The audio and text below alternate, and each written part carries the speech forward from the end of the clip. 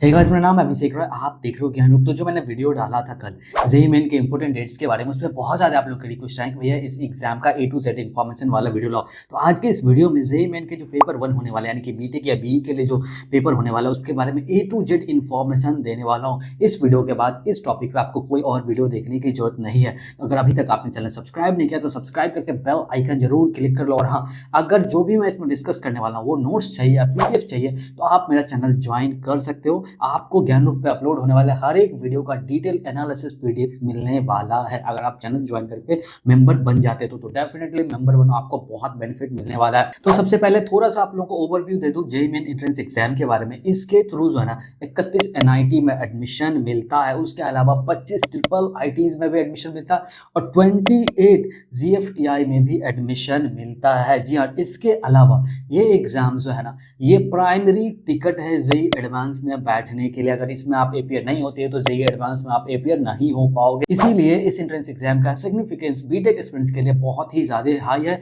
यूं कहे तो इंडिया में नंबर 1 एंट्रेंस एग्जाम है ये।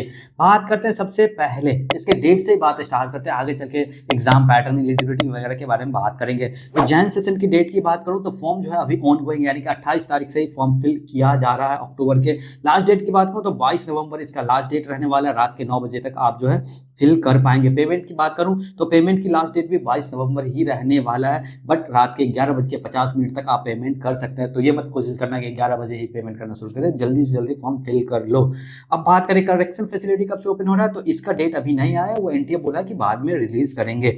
बात करें announcement of the city of examination, यानी कि वो शहर जहाँ पे एग्जाम जो है कंडक्ट करा जाएगा, तो ये फर्स्ट वीक ऑफ जैन 2025 में आएगा। हालांकि ये अभी टेंटेटिव है, एनटीए इसको कभी भी चेंज कर सकती है। एडमिट कार्ड की बात करूं तो एग्जाम से 3 दिन पहले आप एडमिट कार्ड जो है डाउनलोड कर पाएंगे। ध्यान रहे, आपको कोई फिजिकल एडमिट कार्ड नहीं मिलेगा, आपको ई एडमिट कार्ड मिलेगा जो एनटीए का ऑफिशियल वेबसाइट से आप डाउनलोड कर पाओगे एग्जाम डेट से 3 दिन पहले। बात करें एंट्रेंस एग्जाम कब होने वाला है जनवरी सेशन का, तो 22 जनवरी से लेकर के 31 जनवरी 2025 के बीच में होने वाला है। और इसका जो रिजल्ट है वो 12 फरवरी 2025 तक आने वाला है जनवरी सेशन का। वहीं पे बात कर लेते हैं जल्दी से कि अप्रैल सेशन में कौन कौन से इंपोर्टेंट डेट्स रहने वाले हैं। तो अप्रैल सेशन के लिए जो फॉर्म है ना, वो आप 31 जनवरी 2025 से फिल कर पाएंगे और लास्ट डेट जो रहने वाला है वो 24 फरवरी रहने वाला है रात के 9 बजे तक। और फी पेमेंट की बात करूं लास्ट डेट की, तो ये भी आपको 24 फरवरी रहने वाला है 2025, बट आप 11:50 जैसे सेशन 1 के लिए था वैसा सेशन 2 के लिए भी है, आप कर पाएंगे। और इसका भी करेक्शन फैसिलिटी का डेट अभी नहीं है, एनटीए बोलिए कि वो बाद में ये डेट जारी करने वाले हैं। और इसके बाद करें announcement of the city of examination,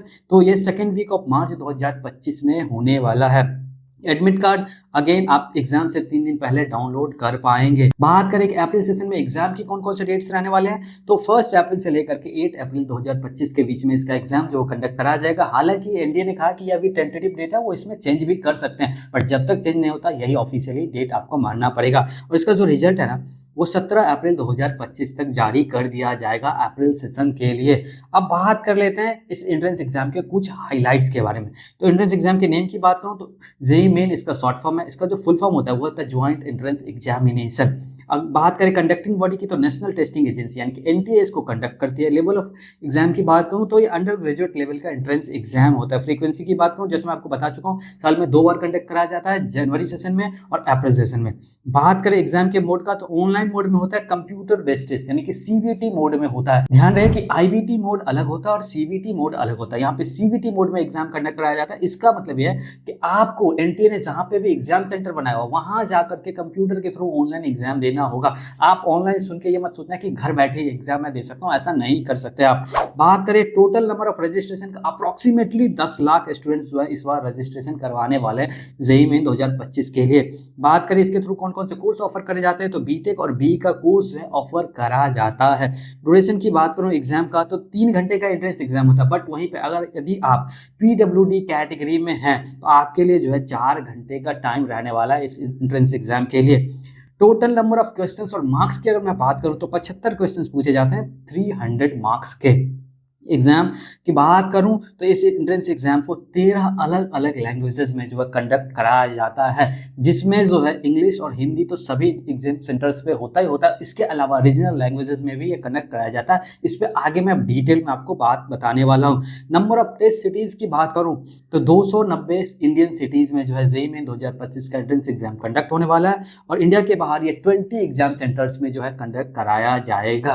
एक बात मैं आपको क्लियर कर दूं कि अगर आपको ये पीडीएफ चाहिए ना, तो आपको करना कुछ नहीं है, चैनल ज्वाइन कर लो। ये सारे पीडीएफ जो है, जो भी चैनल ज्वाइन करके स्पेशल मेंबर बनेगा उसको मिलने वाला फ्री ऑफ कॉस्ट। जी हाँ, तो जरूर ज्वाइन कर लेना। चैनल पे जाओ, सब्सक्राइब भी कर लो और ज्वाइन भी कर लो, आपको बेनिफिट मिलने वाला है। अब बात करते हैं इसमें एलिजिबिलिटी क्राइटेरिया क्या कुछ रहने वाली है। तो एजुकेशनल क्वालिफिकेशन आपका क्लास 12 साइंस मस्ट है। क्वालिफाइंग सब्जेक्ट फिजिक्स और मैथ आपके कंपलसरी सब्जेक्ट्स होने चाहिए। उसके अलावा केमिस्ट्री है, बायोटेक्नोलॉजी है या बायोलॉजी जैसे अगर आपने सब्जेक्ट्स रखा है अपने क्लास 12 में, तब पर भी आप एलिजिबल हो यहाँ पे इस फॉर्म को फिल करने के लिए। पासिंग ईयर की बात कर लूँ, ये बहुत ज़्यादा इंपॉर्टेंट हो जाता है। तो अगर आप ड्रॉप आउट है, यानी कि आपका क्लास 12 2023 में क्लियर हुआ है या 24 में क्लियर हुआ है, तब पर भी आप इस फॉर्म को फिल कर सकते हैं। वहीं पे अगर आप अपियरिंग कैंडिडेट, यानी कि आपका क्लास 12 का एग्जाम अभी हुआ नहीं है, वो 2025 में होने वाला है, तब पर भी आप इस फॉर्म को फिल कर सकते हैं, बट आपको एज अपियरिंग कैंडिडेट फिल करना पड़ेगा।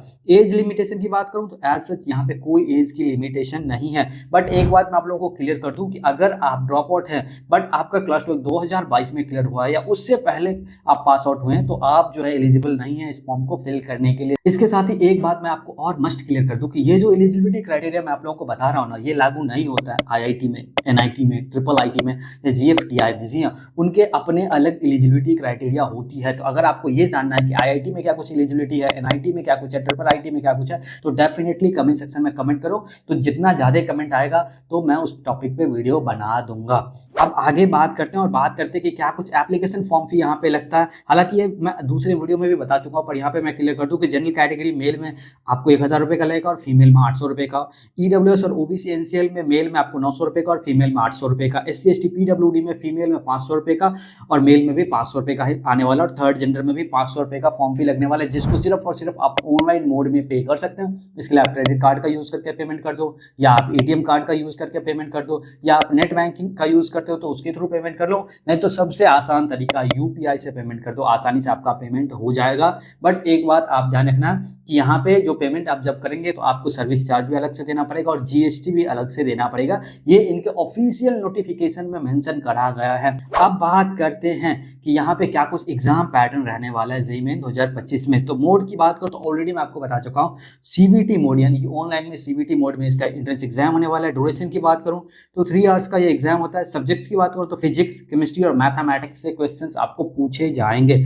सेक्शंस की बात करूँ तो 2 सेक्शंस रहने वाला है, सेक्शन ए और सेक्शन बी, दोनों ही आपको आगे मैं और एक्सप्लेन करने वाला हूँ।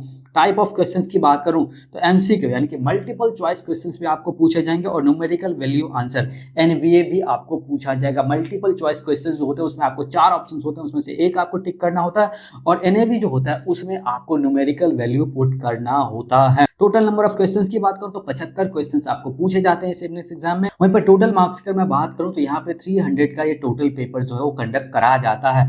अब बात कर लेते हैं यहाँ पे मीडियम ऑफ एग्जाम यानी कि कौन कौन से रहने वाले हैं। तो जैसे मैंने आपको स्टार्टिंग बताया था कि इंग्लिश जो है ना, ये हर एक एग्जाम सेंटर पे रहने वाला है, और इसके अलावा इंग्लिश और हिंदी दोनों भी हर एक एग्जाम सेंटर पे रहने वाला है। टोटल 13 लैंग्वेजेस में जो है एंट्रेंस एग्जाम कंडक्ट करा जाता है। उसके अलावा इंग्लिश और असमीज जो है वो आपको असम के कैंडिडेट है तो ये आपको देखने को मिलेगा। इंग्लिश और बंगाली की अगर मैं बात करूं तो West Bengal, Tripura, Andaman and Nicobar island के कैंडिडेट अगर आप हैं तो आपको जो क्वेश्चन पेपर मिलने वाला है वो इंग्लिश और बंगाली में मिलने वाला है। इसके अलावा आपको हिंदी में भी मिल सकता है। तो ये आप देख लेना, ये सारा चेक कर लेना 1 से 13 तक, या तो आप वीडियो पॉज करके देख लो, या पीडीएफ आपको मिल जाएगा अगर आपने चैनल ज्वाइन कर रखा होगा तो। अब बात करते हैं कि जेईई मेन 2025 में पेपर पैटर्न क्या कुछ रहने वाला है। अभी जो मैंने बताया था वो तो था एग्जाम पैटर्न, अब बात करते हैं पेपर पैटर्न का। तो सब्जेक्ट्स की बात करूँ तो फिजिक्स, केमिस्ट्री और मैथमेटिक्स से आपको क्वेश्चन पूछा जाएगा, जैसे मैं ऑलरेडी आपको बता चुका हूँ। सेक्शन ए और सेक्शन बी की मैं बात करता हूँ। सेक्शन ए में एमसीक्यू आता है और सेक्शन बी में एनवीक्यू क्वेश्चंस आते हैं। साथ ही साथ बात करेंगे टोटल मार्क्स का। तो फिजिक्स से आपको सेक्शन ए में 20 क्वेश्चंस पूछा जाएगा और सेक्शन बी में 5 क्वेश्चंस पूछा जाएगा, टोटल 100 मार्क्स का पूछा जाएगा। केमिस्ट्री से भी आपको सेक्शन ए में 20 क्वेश्चंस, सेक्शन बी में 5, यानी कि टोटल 100 मार्क्स के क्वेश्चन आने वाले हैं। मैथमेटिक्स से बात करूं तो सेक्शन ए में आपको 20 क्वेश्चंस पूछे जाएंगे और सेक्शन बी में आपको 5 क्वेश्चंस पूछे जाएंगे, यानी कि टोटल 100 मार्क्स का क्वेश्चन पूछा जाएगा और टोटल क्वेश्चन जो है 75 क्वेश्चंस पूछा जाएगा। यानी कि सेक्शन ए में हर हर एक सब्जेक्ट में 20 क्वेश्चन होंगे और सेक्शन बी में हर एक सब्जेक्ट में 5 क्वेश्चन रहने वाले हैं, यानी कि 75 क्वेश्चन 300 मार्क्स का आपसे पूछा जाएगा। एक बात मैं यहाँ पे आपको क्लियर कर दूं कि जो सेक्शन बी है ना, वहाँ पे राउंड ऑफ में अगर नियरेस्ट इंटीग्रल आता है तो आपका जो आंसर है वो सही माना जाएगा। वहीं पे मार्किंग स्कीम की बात करूं तो जितने भी आंसर आप सही करते हैं ना, उसके लिए आपको 4 मार्क्स पर सही आंसर के मिलते हैं, और अगर वहीं पे आप गलत कर देते हैं तो 1 मार्क्स आपका काट लिया जाता है। यानी कि अगर आप एक क्वेश्चन सही करते हैं और एक क्वेश्चन गलत करते हैं तो आपको 3 नंबर ही मिलने वाला है। ये आप ध्यान रखना कि सही करने पे 4 नंबर मिलेगा, गलत करने पे 1 नंबर काट लिया जाएगा। अब बात करते हैं कि यहाँ पे डॉक्यूमेंट कौन कौन से रिक्वायर्ड रहने वाले हैं इस एंट्रेंस एग्जाम को फिल करते वक्त। तो आपके क्लास 12th या कोई इसके इक्विवेलेंट आपने कोर्स किया है तो उसका सर्टिफिकेट या मार्कशीट आपके पास स्कैन्ड कॉपी में होना चाहिए, क्योंकि ये आपको फॉर्म फिल करते टाइम अपलोड करना पड़ेगा। उसके अलावा एक आईडी कार्ड में आप आधार कार्ड ही रखना, कोई और नहीं रखना, आधार कार्ड रखना, आपका आसानी से एक्सेप्ट हो जाएगा और फॉर्म भी रिजेक्ट होने के चांसेस नहीं रहेंगे। इसके अलावा आपका एक जो है ना फोटोग्राफ होना चाहिए, यानी कि पासपोर्ट साइज का फोटो होना चाहिए और आपका सिग्नेचर भी स्कैन्ड कॉपी होना चाहिए, ये भी आपको अपलोड करना पड़ेगा। वहीं पे अगर आप स्पेसिफिक कैटेगरी में फॉर्म फिल कर रहे हैं, यानी कि ईडब्ल्यूएस में फिल कर रहे हैं या एससी या एसटी कैटेगरी के कैंडिडेट हैं, तो आपको जो है ना ये भी कैटेगरी सर्टिफिकेट अपलोड करना पड़ेगा। अगर आप पीडब्ल्यूडी कैटेगरी में फॉर्म फिल कर रहे हैं तो ये भी सर्टिफिकेट जो आपको अपलोड करना पड़ेगा। पेमेंट के लिए ऑलरेडी मैं बता चुका हूँ कि आप यूपीआई से पेमेंट करो, आपको पेमेंट आसानी से हो जाएगा। अब बात करते हैं कि फॉर्म फिल करने का प्रोसेस क्या कुछ रहने वाला है। तो टोटल इसके 6 स्टेप रहने वाले फॉर्म फिल करने का। सबसे पहले आपको जो है मोबाइल नंबर और ईमेल आईडी से यूजर रजिस्ट्रेशन करना होगा। इसके बाद आपको पासवर्ड और आईडी मिल जाएगा। उससे लॉगिन करने के बाद आप फॉर्म फिल कर पाएंगे। जैसे आप फॉर्म फिल कर दोगे आपको पेमेंट करना होगा। पेमेंट करने के बाद आपको डॉक्यूमेंट्स अपलोड करने होंगे। डॉक्यूमेंट अपलोड करने के बाद आप इसको सबमिट कर पाएंगे, लेकिन सबमिट करने से पहले एक इसकी कॉपी जरूर प्रिंट आउट निकाल के रख लेना, ताकि एडमिट कार्ड के टाइम अगर कुछ भी गलत हो तो आप सही करा सकते हैं। वहीं पे कुछ इसके इंपॉर्टेंट पॉइंट्स भी मैं आपको क्लियर कर देता हूँ। नंबर 1, एडमिट कार्ड से ही मैं बात करता हूँ। तो आपको कोई फिजिकल एडमिट कार्ड नहीं मिलने वाला, आपको जो है ई एडमिट कार्ड ही मिलेगा, जिसको आप एनटीए की ऑफिशियल वेबसाइट से ही डाउनलोड कर पाएंगे एग्जाम से 3 दिन पहले।